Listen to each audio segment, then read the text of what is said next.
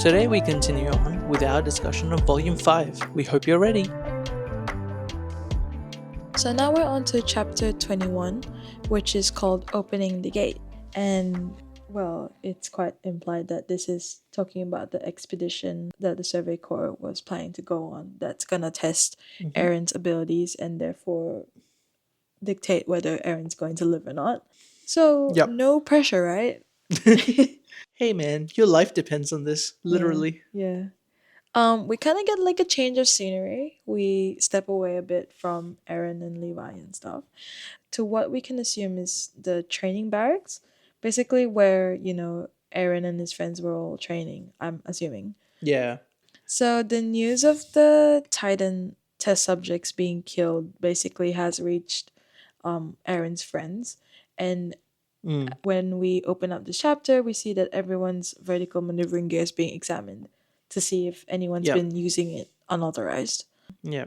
Oh yeah, and you know how we were talking about how Commander Irwin might have been asking whether discretion should be applied when, killing or not killing Titans. I like that in this chapter they kind of used the conversation between Armin and Connie to kind of have this debate. Yep.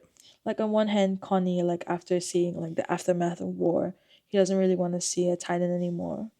Armin basically says that killing these test subjects in the long run helps out the Titans pretty much. Yeah, like it only stands to benefit the Titans and not them actually.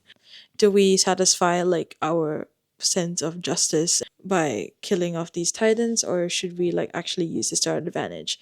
So it's quite interesting. Yep. Like that concept being brought up again. And we also see Annie joining this conversation. I like that she brings up the fact that, she seems that she's decided on going with the military police after all. Yeah. Basically, I like that the concept of self-sacrifice as well being explored here. The Survey Corps, realistically, you can make the biggest impact there, Yeah. at least in terms of like against the Titans.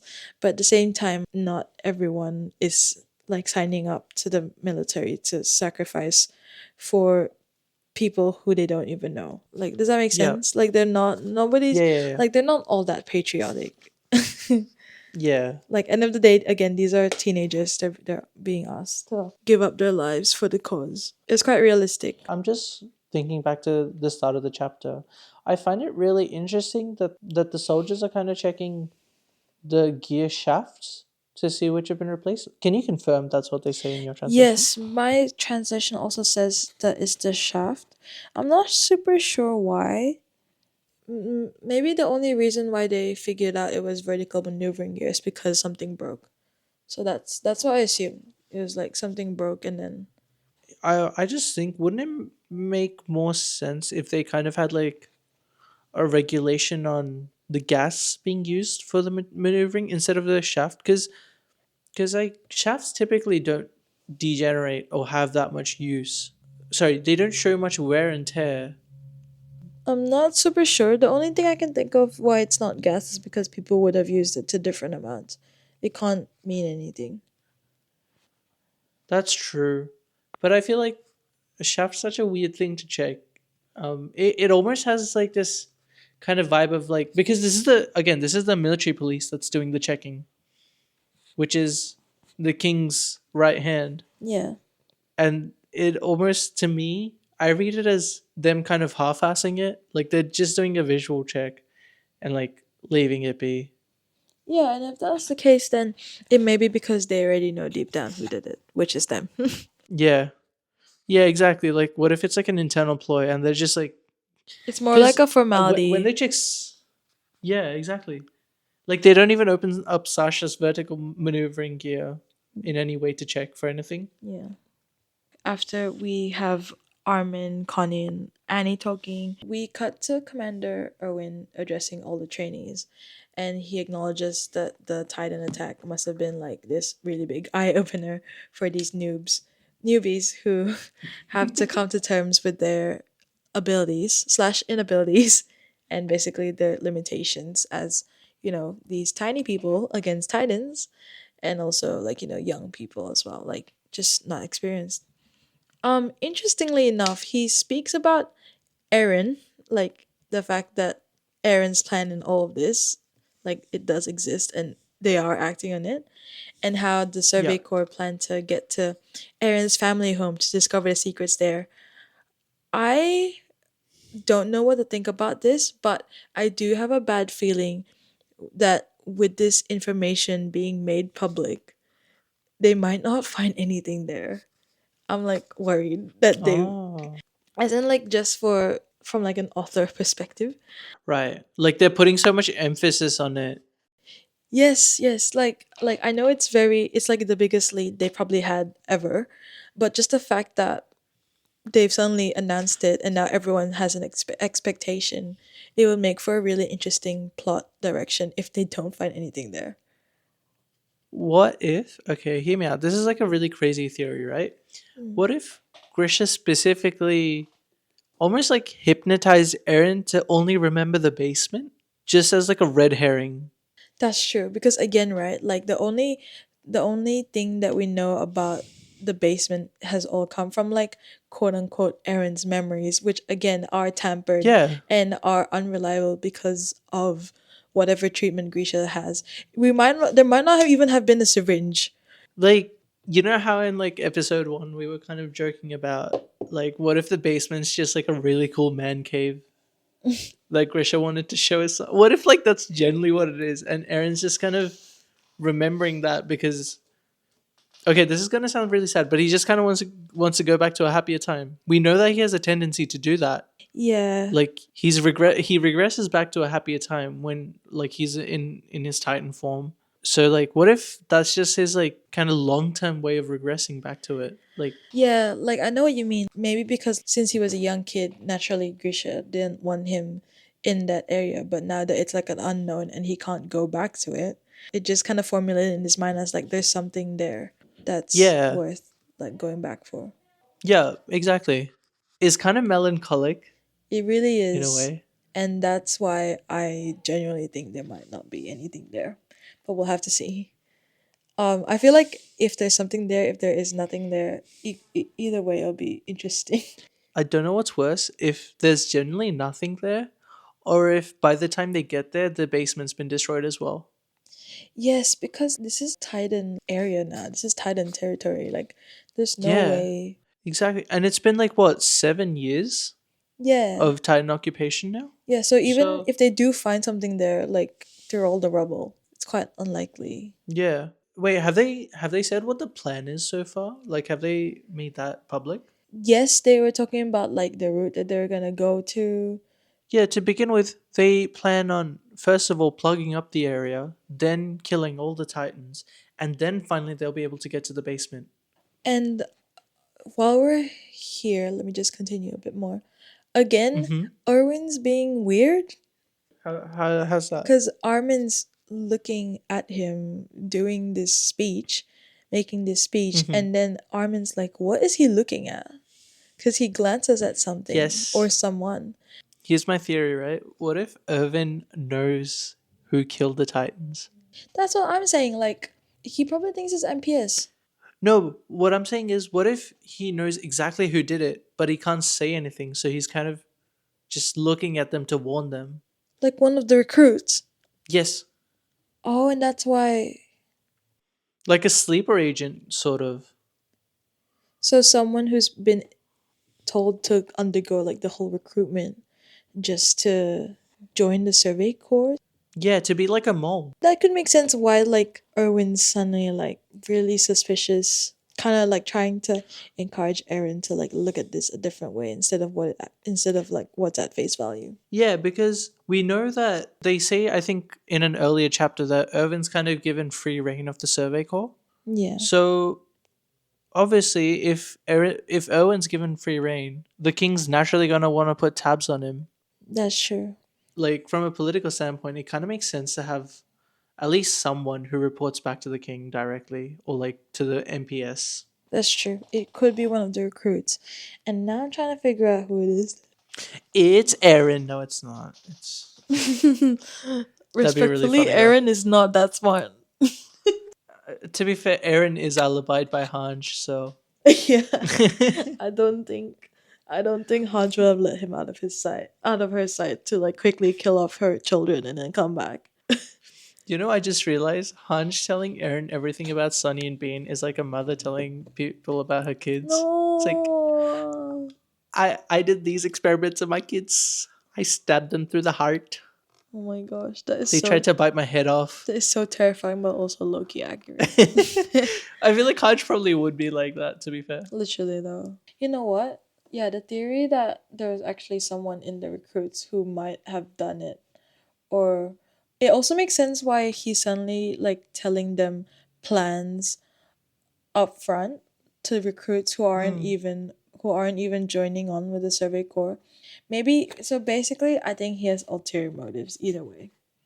The Yeah. like in some way or form, maybe they're not even gonna go to Aaron's family's basement. I think they just wanted Aaron. Yeah, I'm not sure yet about anything else because all his other plans, as we can see in this chapter and the next one, he keeps close to his heart.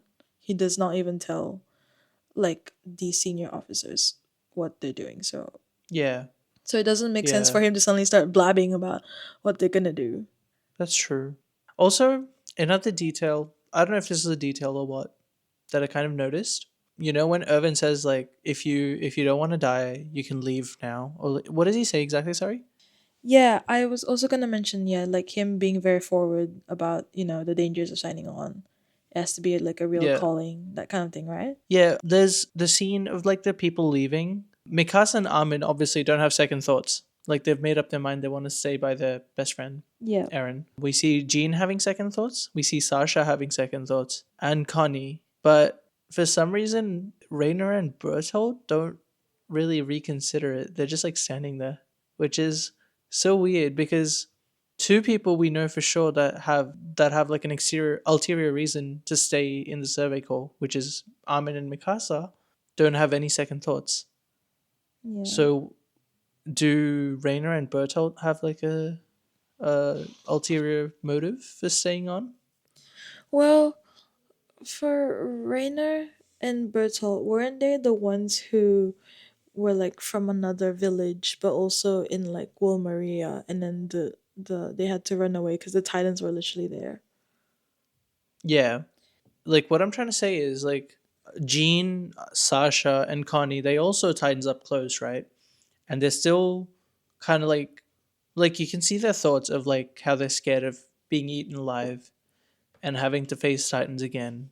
And they're kind of like scared and they want to go back. Rainer and Bertolt, wouldn't they have the same thoughts? Like it's very peculiar that they're just like not even shown to be reconsidering it. Like they seem very decided, but again, I don't remember them specifically wanting to join the Survey Corps. As far as I That's know, what I'm saying. it was just an errand thing. Yeah. The only time we saw them decide to join Survey Corps was like after they saw Marco's dead body, which Jean Mm, also then decided to join the Survey Corps. But Jean is so scared that he's reconsidering it alongside Sasha and Connie.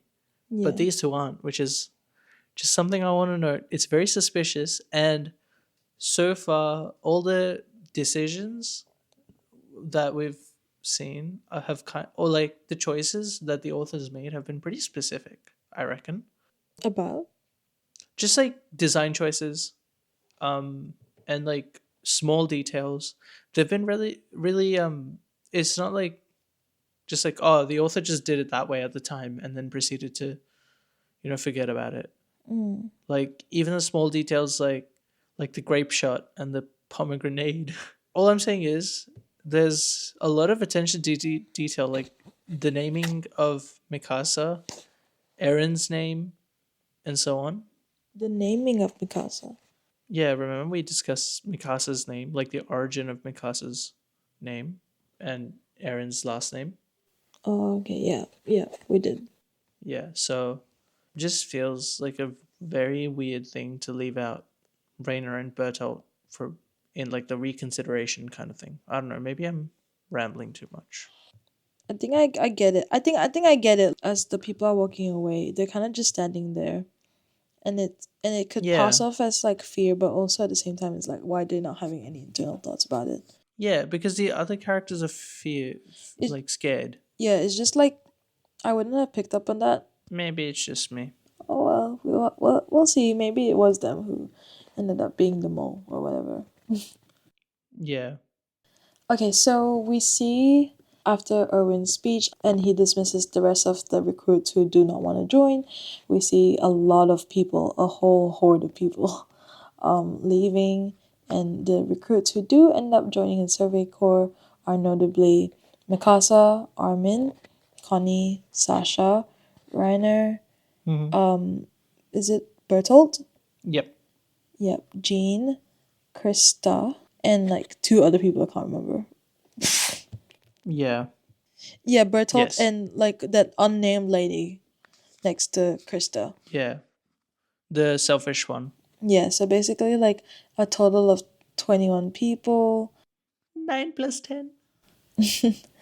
And the chapter basically ends with like a time skip forward to 1 month later in the, is it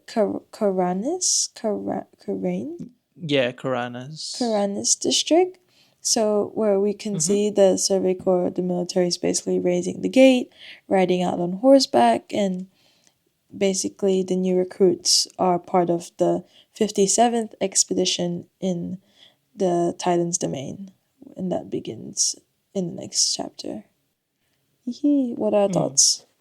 Very, very emotionally charged. This chapter was, I reckon, Mm. a lot more than previous ones. I feel like. Erwin had a very strange role here, and yeah, Yes. it's all very strange, almost to make it seem like he's doing some wrongdoing, but at the same time, I feel like he's also just being cautious. So it's quite interesting. I don't know what kind of direction the author is gonna want to do with that. Yeah, he's very much a blank slate. So, very last stretch of the volume, which is chapter Hmm. 22, which is called the Yep. Long Distance Enemy Scouting Formation, which we will dive deep into. Not really deep, but like, Oh, um, we will dive deep into it really, a I'm little bit. glad because I really enjoyed the actual explanation of the formation, but I'm really excited for it. So Hmm. yeah, continuing right where we left off in the previous chapter with the time skip and everyone's basically trained to go on their first expedition as for official members of the Survey Corps. The whole gang, by the whole gang I mean the whole military, all the The squads. survey call. Yeah, Yep. head out past the open gates and then they get into this organized widespread formation that provides like this tactical advantage against the Titans, right? And Aaron being part of the SOS, the Special Ops Squad, they're stationed in the rear center. So Hmm. we'll get more into the battle formation later. But yeah, so basically he's just really well protected. And we've also find out that Aaron doesn't actually know what he's supposed to do with his Titan Yeah. powers when the time comes. And for some reason, when he thinks about that, he also thinks back to when Commander Irwin asks him to consider who the enemy is. So yeah, Hmm. it's just really strange. They're basically making this strong correlation between Aaron's Titan powers, Aaron's role in the Survey Corps against Commander Irwin's plans and whatever he's thinking, right? Do you reckon Irvin kind of like warning or telling Aaron to think about the enemy is kind of like his way of saying that you might be a target? Well, yeah, now that you say that, I think it could also very well just be like a reminder that just because like he's free to live right now and is capable of proving himself doesn't mean that the military police are just going to let this slide. So yeah, Yeah. if someone from the military police, maybe a recruit, has decided to infiltrate and kill off the Titans, it's basically sending a message, right? Like Aaron isn't safe. Yeah. Yeah. So that could be it. Yeah, like Aaron is encouraged to kind of have trust in the commander. And right now he's being sus, like Captain Commander Owen's being sus, but I Mm. reckon Yep. heart's in the right place, hopefully. We'll have to see.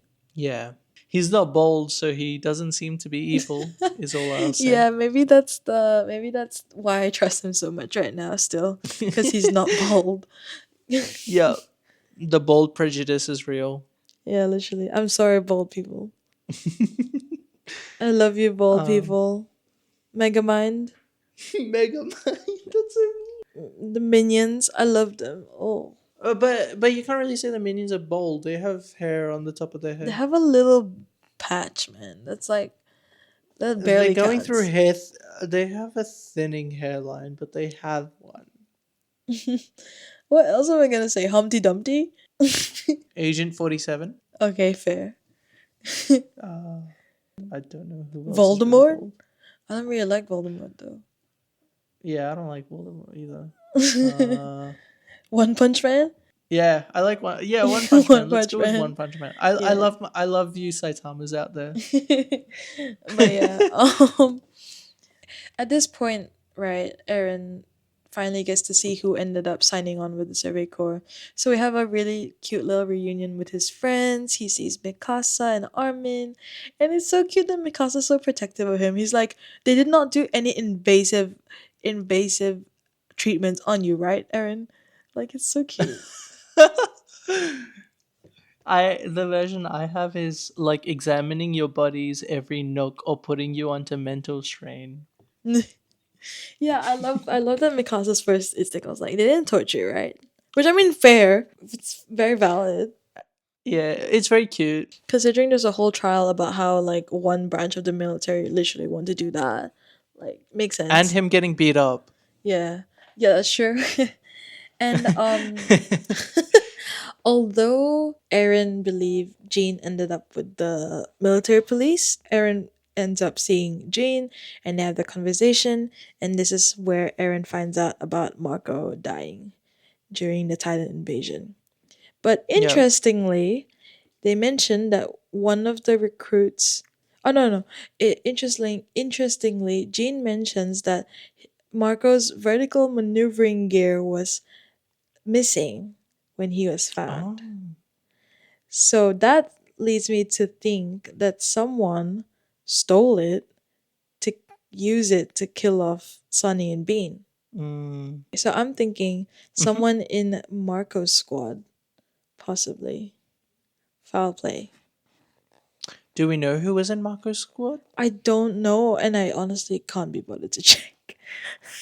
I I don't I would like I it. don't actually think they do. I'm not sure. I was very aware of like, Mikasa and the other recruits when they were seizing the supply tower. And then I know Mm-hmm. Armin and Aaron were the only ones who survived theirs. I'm not super sure about the rest. But they were Mm. all together, if that makes sense. Like Mikasa was the only one with like the more senior ones, right? Yep. And then like the basically the recruits who aren't officially like initiated at the time, they were all together, so it has to be one of the recruits. Yeah. Okay, I just googled it and we're told that Marco was given a squad, but not who was in the squad. Yeah, but it's quite implied that it was like fellow recruits. So Yeah. Also, I would like to say the translation I'm using calls it 3D maneuver gear. So okay, thank 3D you. maneuver gear. They get um Captain Levi's name wrong, but at least they get vertical maneuvering off the fucking table. yeah, and I like not I actually no I lied, I didn't actually like the fact that Jean's confronting Aaron about attacking Mikasa while he wasn't in control of his Titan form. Like it's so alpha male. Like To be honest, I honestly really like that interaction. really? No, okay. Yeah. As a girl, I'm just like Loki. Mikasa could beat both of you up. Like, Yeah, but I feel like the reason he asked that is kind of clarified just like um in a future page in like the next couple pages. but yeah, I see what you mean. Because Jean takes things a step further, right? He's Yep. highlighting the fact that Aaron periodically does not have any memories when he's in his Titan form, doesn't have any control, and some people in the audience like watching all of this, it's kind of taking away some confidence in Aaron. Yeah. And Jean's basically also kind of encouraging the rest of the recruits to quote unquote appraise the value that Eren brings to them, so they can have like they can make the most well-informed choice about whether it's gonna be worth it to sacrifice their lives for Eren in the future, or like for the Yeah. Survey Corps. So yeah, this Yeah. part, this scene, although Jean isn't a character I super vibe with, I quite like the sincerity he brings. Like, it's still coming from like a place, like a good place in his heart, and also the fact that he's like at the very end of that speech, he's kind of been bullshitting Aaron, right? By the end of it, he's like, "We're at the end of the day, we're counting on you, Aaron." That kind of, Yeah. vulnerability. It just makes his character very complex. Like, you can't fully hate him, but also I hate it when he speaks. Like, To be honest, this interaction unironically redeemed Gene for me mm, because, like, he starts off the conversation with, kind of saying like, Aaron, you hit Mikasa, and the way I saw it, it was kind of to make Aaron realize like how important Mikasa is, and then he brings up that if Aaron wants Jean's help, or like if Jean and Aaron and the others are to work together, Jean wants Aaron to realize that the rest of the squad are equally as important. Like, all mm. human lives should be cherished the way Aaron kind of cherishes Mikasa's life, and like how he's so worried about her. It's kind of like that Uncle Ben speech, with great power comes great responsibility. It's almost like this is gonna be a little bit of a rant, because what I have here, right, is exactly like what you're saying. Like, Aaron's role is becoming even bigger and more relevant to his society. So Aaron's defining, how when we were starting off this series, we were saying that yes, Aaron is basically that person in the trio who has the most spirit, the most motivation to do stuff. He has the ambition. And now that he's actually playing a bigger role, like outside of like the trio that they've made, this scene kind of shows in a confronting manner through Jean that Yep. instead of Aaron showcasing his own spirit, it's more of like representing the spirit of humanity, or like humanity's Yeah. ambition to advance. So Yeah. he becomes more essential in like the whole system. It's almost like when Jujutsu Kaisen, when Uh huh. when Itadori is trying to get into the school, and then Uh huh. the principal's interrogating him, and he's like, "Oh, do you want to get into this school because your grandpa told you to?" Like Yeah. that's not enough. Like, you have to, does that make sense? Like, you need strong morals to take on such a big role, and that Mm. involves like being responsible for other people as well. Yeah, like it can't just be who you choose, right? Yeah. Yeah, I forgot who says it, but yeah, just kind of like that. Like, I forget who it is. It's like someone close to him was kind of like in danger, and he was like, "Oh, if you're just going to save this one person, His then grandpa, wasn't it? Or what?" like his friend, sorry. His club manager. It was his. Yeah, it was like it was early on, super early on. It's just kind of like, Yeah. yeah, you can't just pick to like save this one person just because it benefits you. Kind Yeah. of. Yeah. So that's exactly the thing that we're discussing here, right? Yeah. Yes, I get what you mean. Also, I really like that it's coming from Gene. It kind of reminds me of like how Marco said like Gene would make a good commander because Gene is Literally. a weak human, and he recognizes the weakness of other humans, which is what's so Yeah. important. Okay, I take back what I said. I don't actually hate Gene when he opens his mouth. It's just that sometimes it's just so confronting. Why is he so Yeah. mean? Why is he so mean? But I But guess that's kind of needed, right? Because like all of the characters so far have been really supportive of Eren. Like, at least the yes, ones we've seen speak to him. So he kind of provides like a good counterbalance of like, I'm gonna give you the real talk. which honestly is quite ironic because Loki, in some of my friendship groups, I am Gene. Sometimes I am Gene, so Loki, it's kind of ironic that I'm like, oh, he's so mean. Yeah, I like his character. He's so Loki at the moment. He's eating, not eating. Sorry. He's Did I more, persuade you to stop hating him? yes, but also now it's making me realize how underdeveloped some people are right now. For example, Armin's been underutilized for the past like 1, 2 volumes, or maybe just this Yeah. volume. I think it's just this one. He kind of cooked in the last one He and the cooked one he before cooked a that. lot in the last one with the whole like Yeah. getting Aaron to snap out of it, right? Yeah. Yeah, he's just not cooking right now. He's not even eating. Yeah. So we see all of that and we switch back to the present, and I'm guessing your historical context is gonna be incoming soon. Just before that, sorry.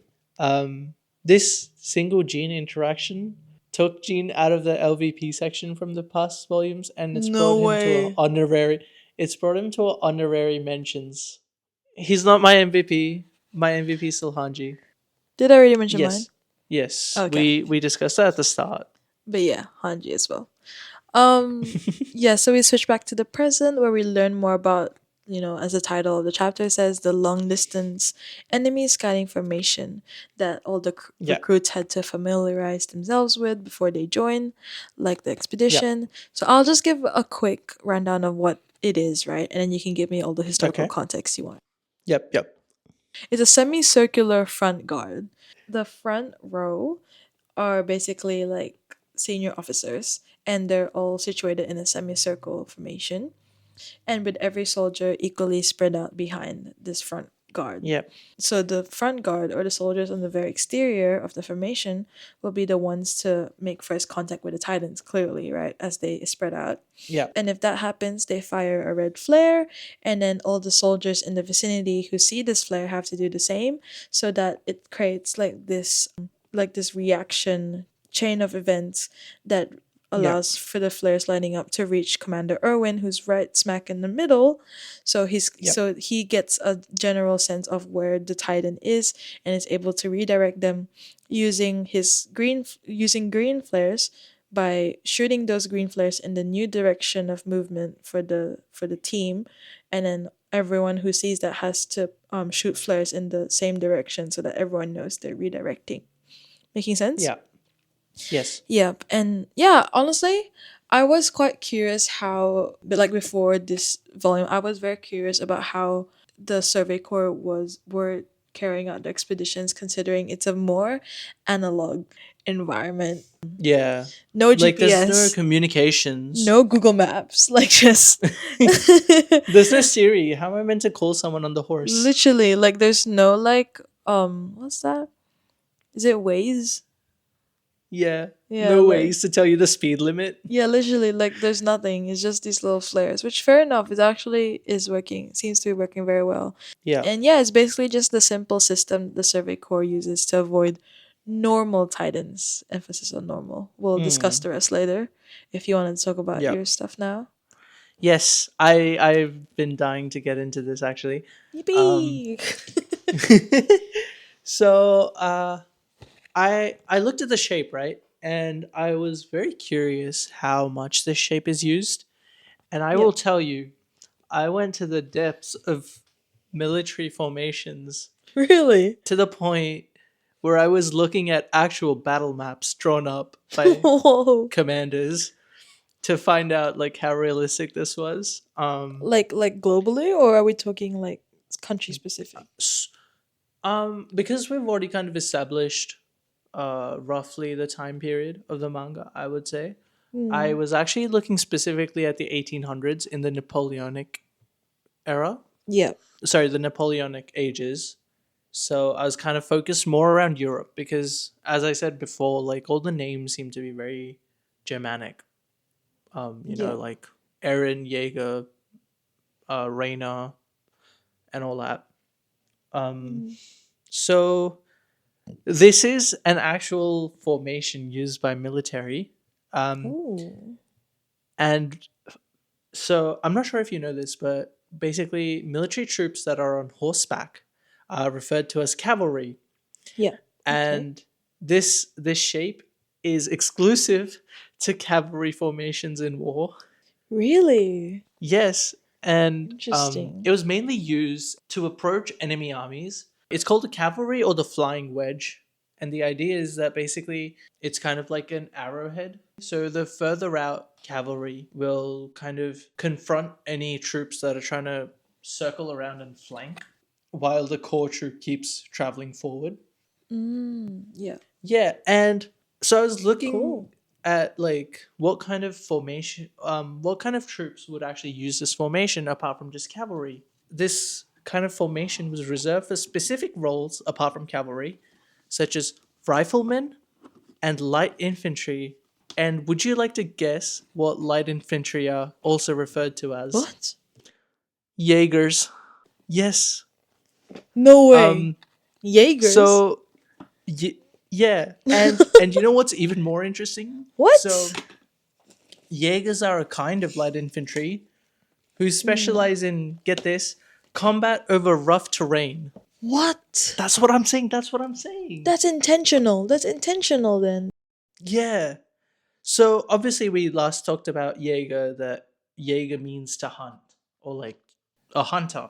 Yeah. But Jaeger in a military sense was a was the name for a German troop that specialized in combat over rough terrain. So literally the Survey Um, Corps. Literally, yes. The Survey Corps are masters of combat with like 3D maneuvering I in love forests. that. I love that. I won't be surprised if that was intentional. Me neither.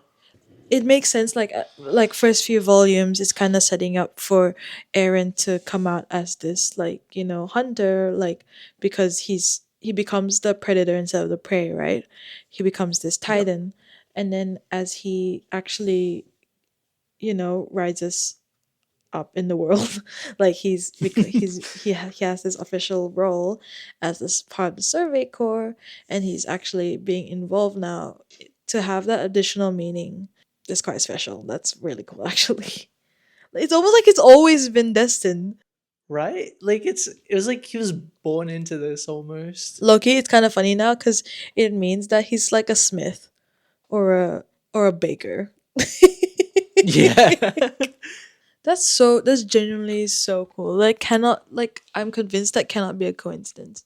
That's why I was saying, that's why I wanted to point out like the Marco and Bertolt not having any thoughts about leaving, because if the authors like, there's no way, it just so happened that the formation, the first ever military tactic you see in the manga, is specific to a troop called the Yeagers, Yeah. which is what Aaron's last name is. There's no way that level of interconnectedness doesn't mean that Rainer and Bertolt not having any second thoughts is not like a hint at something. Yeah, it's so like it worries me genuinely how in like I was aware that this mangaka's like Easter egg abilities are out of this world. I am scared. Genuinely Yeah, scared. it's like it begs to be analyzed at every turn. Yeah, like at first I was like, yeah, you're bullshitting. That's not a thing. And now that I think about it, hey, it could the author probably wouldn't pass up the opportunity. So that's just great for us, isn't it? Yeah. Um but yeah, I would love to watch the anime just to see like whatever Hmm. I've missed. Like cuz it'll be unlikely for me to reread this all again right after we do this whole thing on the podcast, right? So if hopefully our community can let us know if they would like to hear us in our adventures of watching the Yeah. Attack on Titan anime, because that's very likely. That's very Mhm. likely. I'm partially considering already preparing a document for like possible early hints dropped, because I can tell you there are some. I would love that, actually. We should definitely also something to that we'd like feedback on, but Loki, we will do it anyway regardless. Um yeah, Yeah. like an episode just to cover like the biggest and earliest hints that definitely would not have been picked up on until like the second read. When we get to that point, if people want to contribute to that, you know, um Yeah. that would be great. Loki, I can tell you in this volume alone there have been at least 3 things that point pretty much directly to the end, or at least 2 things that point it directly To to the the end. end. Mhm. I'm not going to tell you what, but there are at least two things, Okay, we need to hurry and up. we have We need to discussed hurry it. up and finish this series. And the best part is we've discussed them. Really? Yeah. So just goes to show how much there is in way of foreshadowing. Loki, this is going to make me not re-listen to these episodes just because I feel like I'm gonna sound so stupid. I wouldn't say that. Really? What does that mean? Did I hit the jackpot on something? Aww. Maybe. Who knows? Interesting. We'll see then. I've just been yapping. Like my theories are just things that come into my head, but it doesn't I feel like I still feel so like confused and lost. So yeah. Everything's a possibility at this point. My only comment on your theorizing so far would be you're definitely thinking about stuff a lot more than I ever did on my first read. So To be fair, I think it's because of the setting of this podcast. If we weren't doing this for the podcast, I would definitely just be rushing through this because, like, without having to analyze, not yeah, having to analyze, but like without having to do this for the think about podcast, it. like Mm. like it's still a great story. I would have definitely rushed through it. Wouldn't care about like looking into the details too much. So All this is to say that Big Chungus wouldn't exist without this podcast and you guys. literally, so big chungus. I will be heartbroken if Big Chungus is just some random ass dude. Like, Big Chungus's real identity is just some jobber ass character who dies in like one chapter after being revealed. like imagine this is like a Sword Art Online kind of thing. Oh no! Stop. Okay, I will stop. um. Okay, back to the formation, right? The Yeagers, if you Yes. will. Um, Back to the back Yeagers. to the Yeagers. On this episode of the Yeagers, anyways. So we know that this formation works well against the typical or common titans because on horseback, um, the horses basically outrun the the titans themselves. So it's quite easy to make a quick Yes. getaway. But when it comes to the more skilled titans, and the abnormal titans, there's a little bit more complications, right?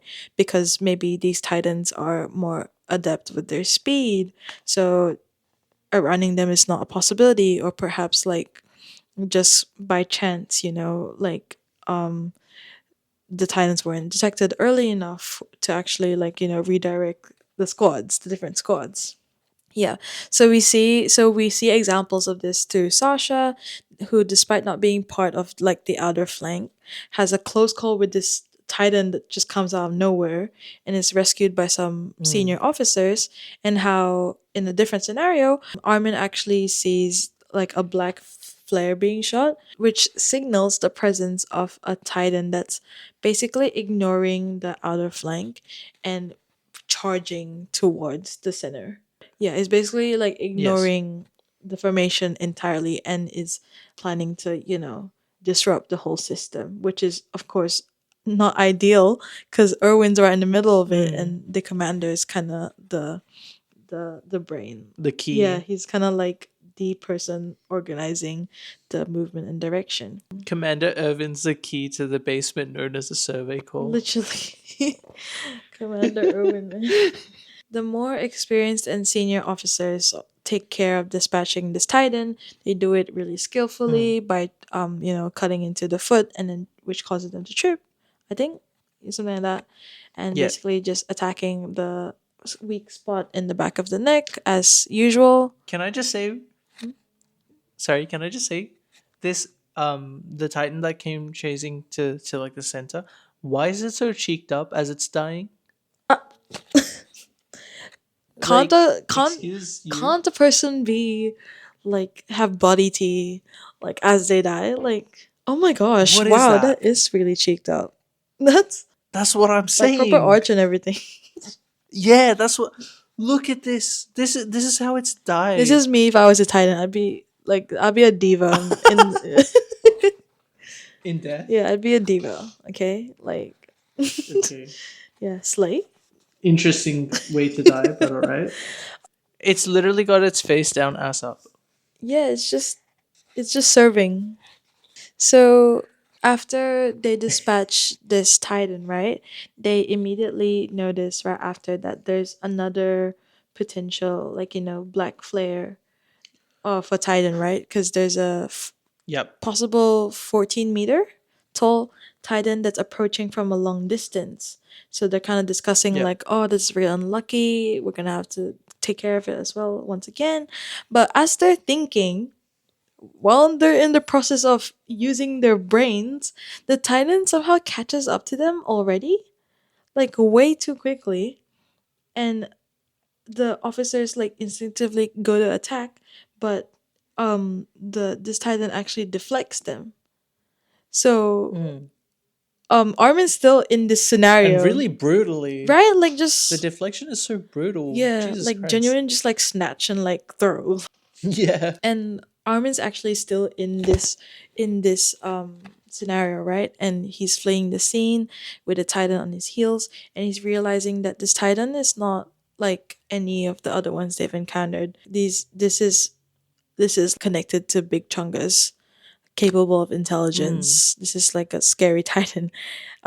Yeah, so like Eren, like the armored Titan, which begs me the question: who is controlling Big Chungus and the armored Titan? So yeah, it kind of begs Okay. the question of like who the if Eren is connected to this new Titan, this Big Mm-hmm. Chungus and the armored Titan. So it means we're looking at four people minimum who are capable of like actually connecting and conjuring these titans, right? Yep. And basically Armin's fleeing, and the volume ends with one of the officers that's badly injured on the ground. Basically it's kind of hurts to read actually, like he's pleading for Yeah. somebody to tell the rest of the survey corps that the essentially the almost the entire right flank of the scouting squad of the formation is nearly wiped out by the titans that Mm. arrived and are apparently led by this intelligent female Titan, and that everyone in this expedition may be annihilated because of it. Can I add some historical context? Yes, yes. Before we do another last deep dive into the theories. So one of the things. So I was looking. Of course, I did my research a little bit into the formation, which is IRL known as cavalry wedge Yeah, or flying wedge. One of its biggest shortcomings is that it is extremely weak to long range flanks. So if something is coming head on and it splits up right in front of them, yes, it's very well positioned to block any flanks. But if the enemy decides to start flanking from a longer range, it's completely weak to it because of the way it's spread out. The rear side is extremely underprotected. which is accurate to what's going on right now, right? Yeah. So I just want to say props to the author for being deranged enough to incorporate that weakness. Who hurt you? I love that the manga so far is so steeped in historical geographical context. Yeah. Genuinely, the author did not like just stop and do like a shallow kind of Yeah. context here. Like it's generally been really well thought out. The quality of our theories is only possible because of the amount of depth that the author has allowed in their manga. Yeah. So Yeah. really, really nice. Honestly, you can't do this kind of analysis with other manga just because like the amount of detail isn't like this in other manga. Yeah. Yeah, for sure. Like I think even if you look at like the Shonen Big Three, probably after like the first volume, you'd be struggling to make any theories apart from just like, here's what's happened, you know? Yeah, yeah. Like that's why Loki a little bit of lore, right? This is Loki why we didn't really consider any of the big three Mm. for this podcast, just because like yes, it's a really well known and well liked series, obviously, but the amount of analysis and the quality could be compromised just because it's for the general audience. Yeah. Yeah. I'm not saying every manga needs to be really deep because obviously it doesn't, and art is what you make of it. But I think mangas like AOT and even a couple of others I can think of, which I won't reveal, uh, the depth is kind of what's fascinating. And I've always noticed that these sorts of mangas kind of end up turning people off earlier, me included. Me too. It's taken me L- 4 years. like I started reading slash watching like this kind of content during COVID, so that was like a proper mm, like what 5 years ago, and one of the first yes. recommendations straight off the bat was AOT, and I did not pick it up. Yeah. Yeah. So I think that's partially also why we want to start with this one. It's kind of like the most famous of the mangas that kind of push you away really quickly. Yeah, like sometimes it's so hard to get into for a reason, and the difficulty is for sure there, but it doesn't mean you have to do it alone. So, Yeah. yeah. We're here. Hee hee. Hee hee. Weeb and weebling. Yeah. Weeblets. Oh yes. No, no, it was weebling. You brought up weebling. Weebs and Yes, weeblings weeblings. alike. But yes, Yeah. I love that little context there. And as for theories, right? Okay, I know I've already brought this theory up with Jay, and he really dislikes it, but I don't know if he's just pulling my leg. Tee It hee. might have substance to it. But there is that one panel in this last few pages of this chapter where it's literally Mm-hmm. Armin's side profile alongside with this female blonde-haired Titan's side profile, and why does it look the exact same?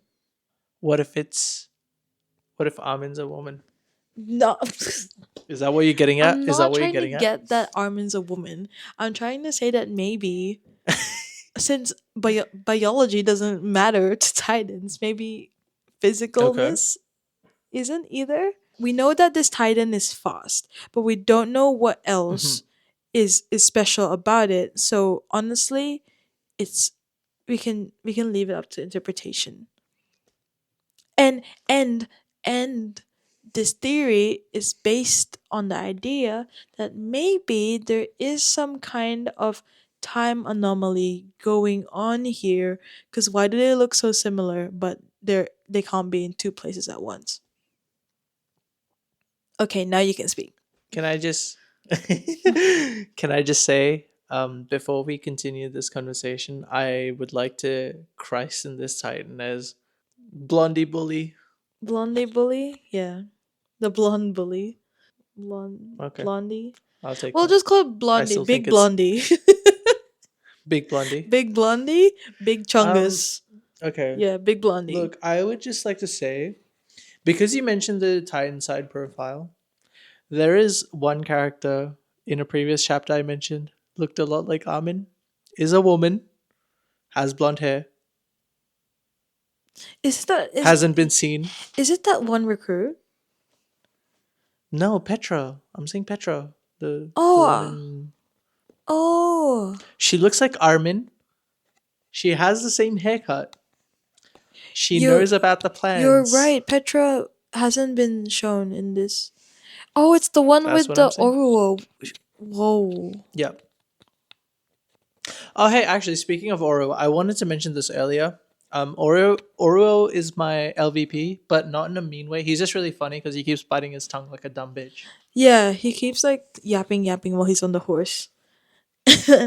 Okay. I love him for that, but I also hate Wait, him. you moved past that theory way too fast. So it Oh, could be Petra. Sorry. Yeah, Petra. yeah. We can You return back know to that. what? Okay. You're right. That's all I wanted to say. Like But first, why don't you explain your time travel theory? I'm my time. curious to see Oh, because you mentioned it, but m- you didn't explain. Like, is it like a Terminator kind of deal? I'm not sure what kind of deal it is. It's just that I remember seeing that panel. I remember, like, one of the main characters can become a titan.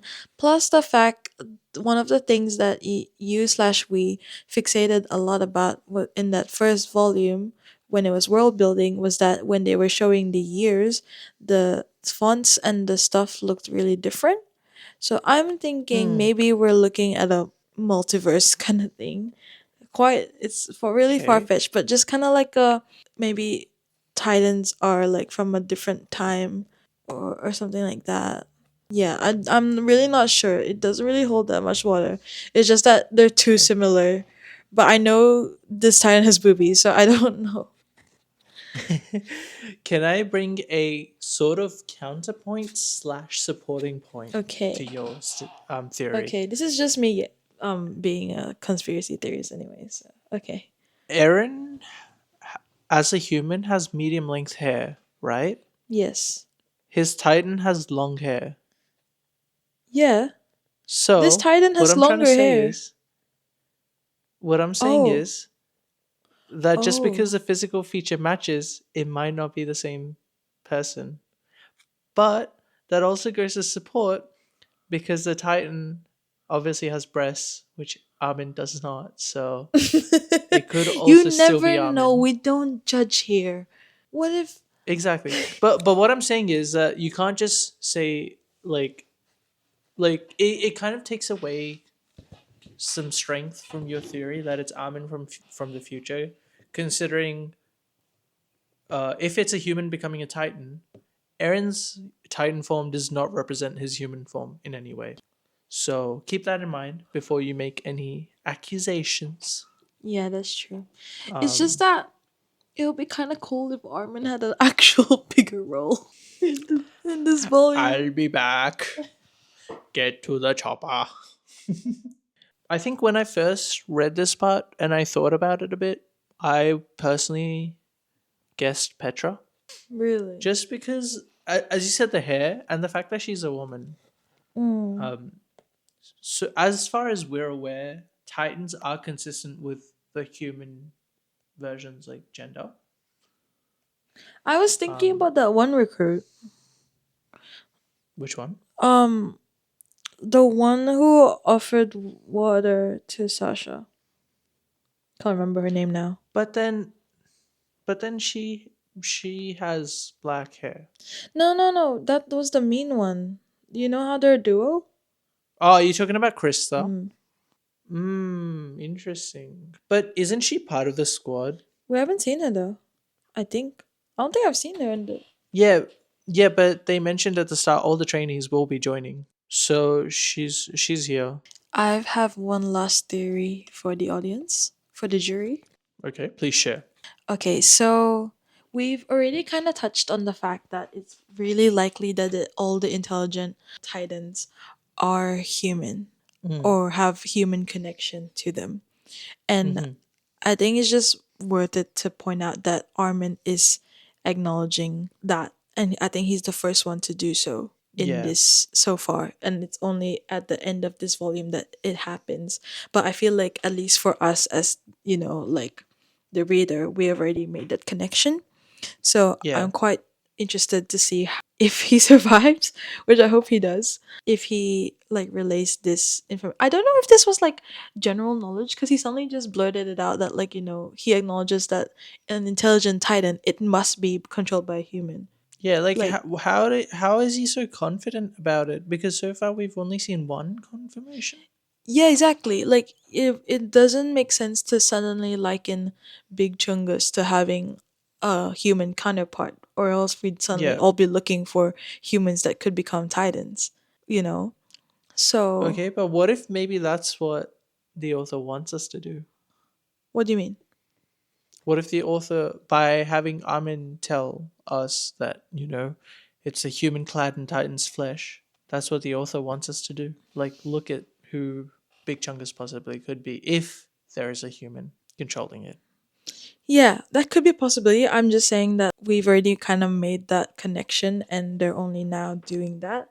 So Mm, it's quite interesting because like now we have four known intelligent titans. So that's looking at four different people in the yeah. society who could become titans. Well, to be fair, but I don't know how they're getting on the outside to. Mm, interesting. So, are you trying to say, like, you know how you brought up this idea of what if there's other civilizations outside? Yes, this is where I'm drawing back to it basically. Mm-hmm. like what if there is a hidden human population or civilization that's learned to control slash fight these titans, Uh huh. which could be why they attack in the first place, because they have history of having proper like fights against humans. Yeah, like why are there so many now that are popping up when there wasn't ever for like 100 years, if that makes sense. So it could That's be true. like whatever other civilization that's there has actually learned or is a bit more advanced research wise in terms of like fighting or like conjuring up like the titan mechs. Hmm. And then I was also thinking that maybe this society that we're looking at might be the anomaly, where it's just a subset of the human population that's forgotten how to actually do that. If that makes sense. Like Interesting. because they're so isolated, they've actually regressed and forgotten some knowledge. What if they're experiencing the same amnesia that Aaron is? What? You know how Aaron experiences amnesia about. So everyone is an unreliable narrator? That's what I'm trying to say. Maybe. That's What? that's why they've potentially regressed so much that they've completely forgotten. As you said, they've potentially forgotten about having some sort of control over Titans or something. That's why they're so keen on fighting them off.